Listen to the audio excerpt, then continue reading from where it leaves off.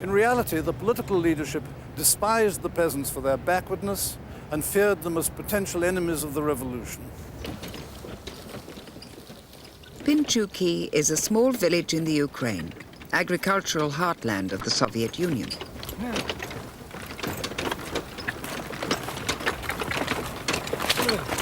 Like thousands of other Soviet villages, it paid the price for the forced modernization of the Soviet Empire.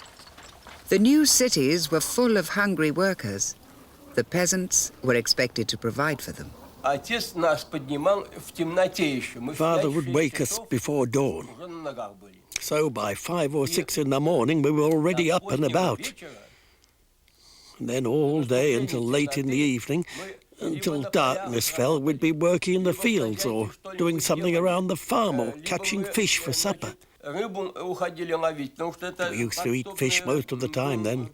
Couldn't have survived without it. And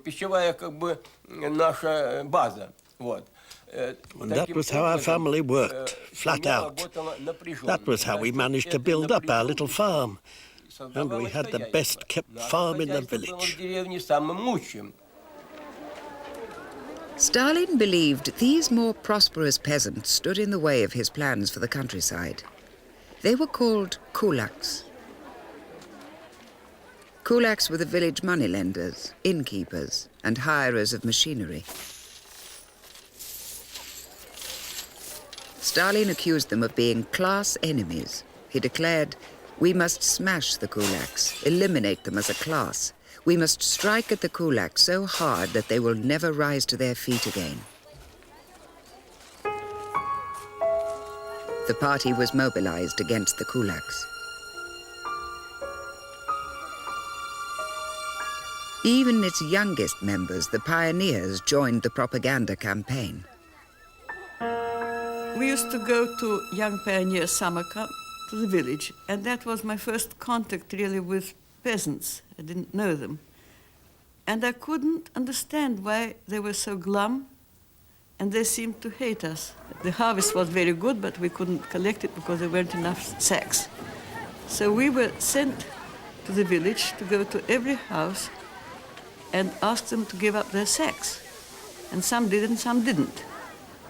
And those that didn't, we just put down in our round school children's handwriting, "He must be a kulak."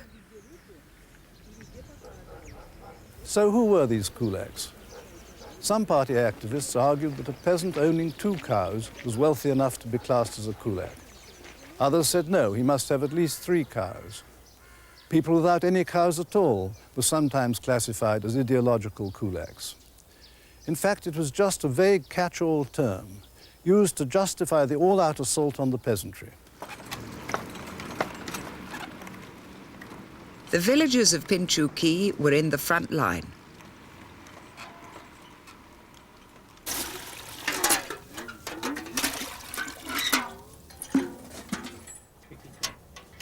Olya Treshenko came from a family that had worked hard and prospered. Her parents were now denounced as kulaks. So we kept a cow. We had 3 farm hands.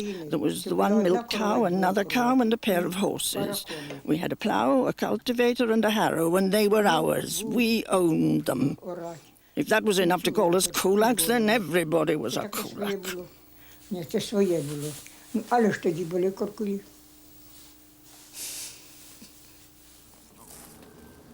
In every village, activists like Stepan Olyenik in Pinchuki were mobilized against the kulaks.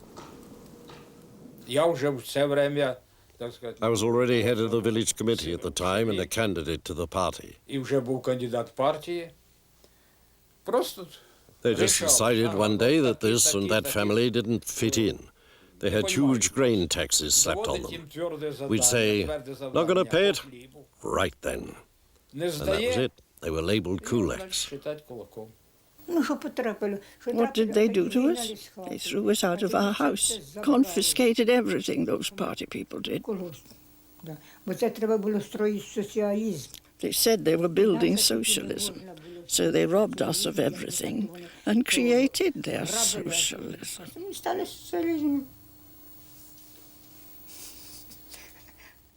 то мы сразу, в общем, раскулачили. So we set to and dekulakized 70 families, deported the lot. After that, we went round a second and third time. But this time we rounded up less, about 30 families. That was because our orders for Pinchuki were to dekulakize and exile 100 families.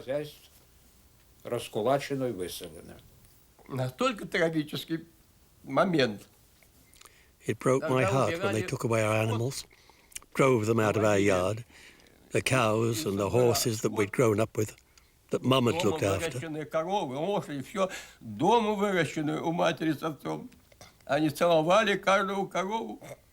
Mum and Dad kissed each cow and each horse, kissed them goodbye. And when the time came to leave the house, they were religious, you see. They went down on their knees and they prayed to God to bless their house. The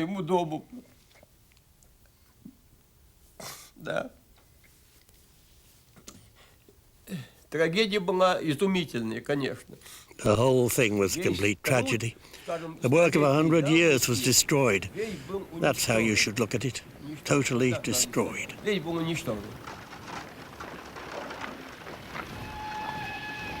Men, women, children, the elderly, all were deported. Loaded onto cattle cars, they were transported for thousands of miles to the frozen Arctic, the steppes of Central Asia, the wastes of Siberia, to join the growing army of slave laborers. Few survived.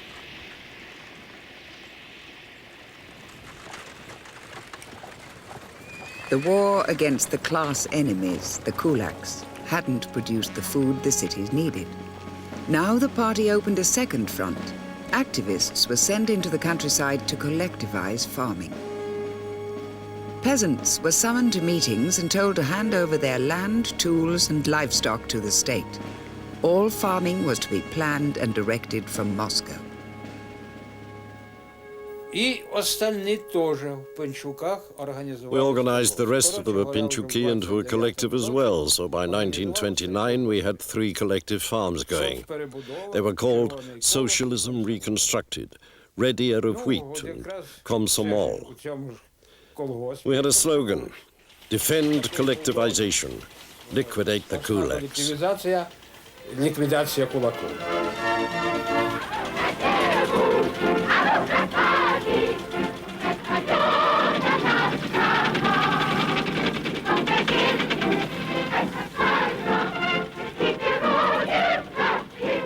On Soviet cinema screens, peasants marched off happily to join the collective farms and begin a new life as willing servants of the plan.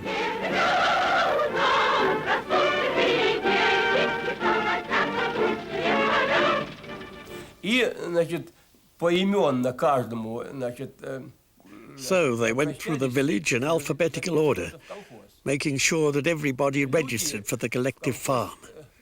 Nobody wanted to register, so we asked if we could think it over for 2 or 3 days. Just think it over.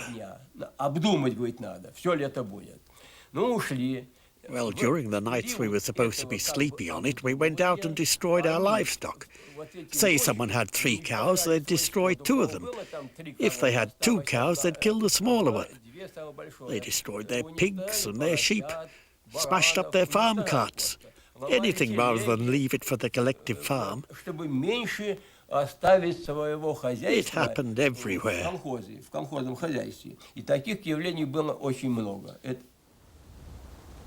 Villagers shut their doors on Soviet power. Nobody worked on the collective farmland. Nobody planted crops. In the winter and spring of 1930, the peasants slaughtered 30 million sheep and goats, 14 million cows, and 10 million pigs. The campaign to collectivize was in ruins. The newsreels claimed victory in the battle to collectivize, but Stalin knew the truth and suspended the campaign, for the moment. The peasants thought they had won. They took back their land and planted their crops. Half the collective farms collapsed immediately. But as soon as the harvest had been safely gathered, the attack on the peasantry began again. Ну, трусили. Так, організувалась така червона мітла. Туди входили... They organised something they called the Red Broom. Young constables joined up, a lot of poor peasants, women activists, those sort of people. They went from house to house, took iron pikes with them and pushed them into the ground to feel for grain, cereal, anything. They looked everywhere, in our thatched roofs, in barns, in the vegetable garden, in the backyard, anywhere that something might be hidden. Скрізь шукали, скрізь і на горищах. Then they took it all away, everything they found, down to the last grain of wheat. Все забирали до зернини.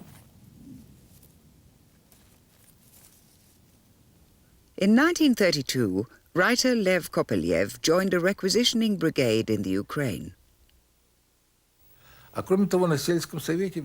There were little post boxes which stood outside the village Soviet. They'd been put there for denunciations. People were asked to write and say where food was hidden. They'd say in this or that stable, under the horse's back legs you'll find the grain.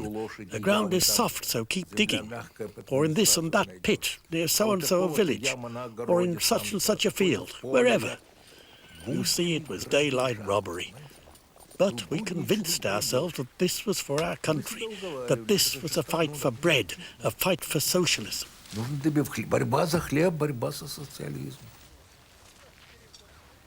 Requisition quotas were raised and raised again.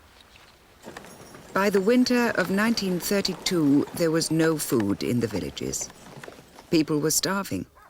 There was nowhere to turn for help. The church, too, was under attack.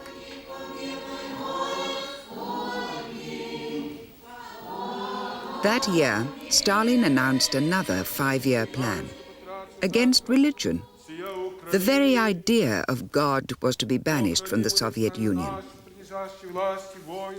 This church near Pinchuki lost its priest, but survived.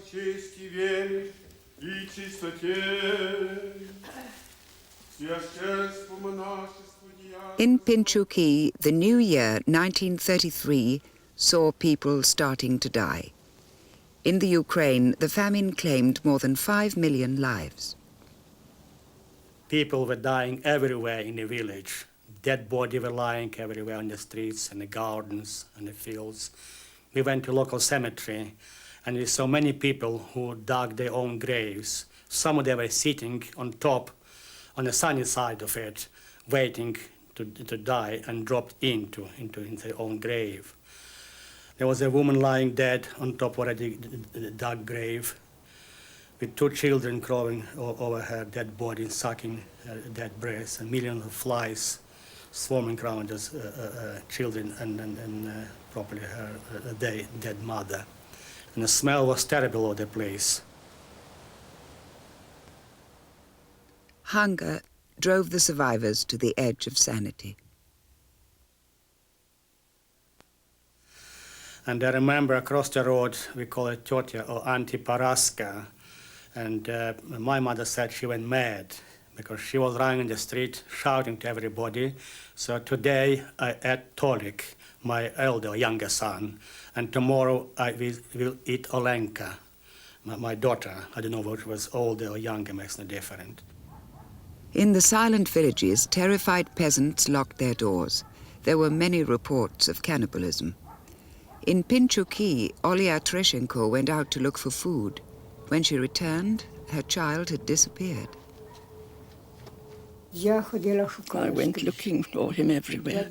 I ran round for 2 days. Then in the garden, in my neighbour's garden, I found his little head.